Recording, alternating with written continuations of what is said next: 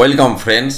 Operation সিন্দুরের পর কালকে আমাদের রাজ্যের মাননীয় মুখ্যমন্ত্রী একটি প্রেস কনফারেন্স করেছিলেন এবং সেখানে তিনি বলেছিলেন যে সমস্ত প্রকার ছুটি এখন বাতিল করা হলো এই পরিস্থিতিতে, এবং সেটারই বিজ্ঞপ্তি সামনে এসেছে। পশ্চিমবঙ্গ সরকারের অর্থ দপ্তরের পক্ষ থেকে এই বিজ্ঞপ্তি দেওয়া হয়েছে এবং বলা হয়েছে যে এই যে উদ্ভূত সিচুয়েশান, সেই সিচুয়েশানে in the interest of maintenance of public services, it is hereby ordered that all leave sanctioned to the employees of the government of West Bengal except leave on medical ground stand cancelled with immediate effect। অর্থাৎ সমস্ত প্রকার ছুটি বাতিল করা হলো, অর্থাৎ কোনো ছুটি কেউ পাবে না শুধুমাত্র মেডিকেল গ্রাউন্ড ছাড়া।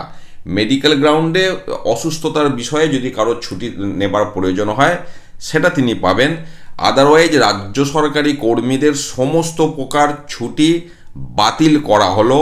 এবং তারপরে যেটা বলা হচ্ছে, no official shall leave their headquarters without the written permission of their respective head of the department. অর্থাৎ ডিপার্টমেন্টের হেডের লিখিত অনুমতি ছাড়া কেউ হেডকোয়ার্টার পরিত্যাগ করতে পারবে না।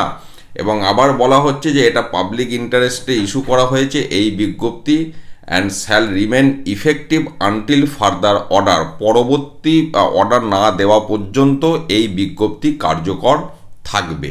এই হলো পরিষ্কার বিজ্ঞপ্তি সামনে এসেছে। ভালো থাকুন, সুস্থ থাকুন, ধন্যবাদ।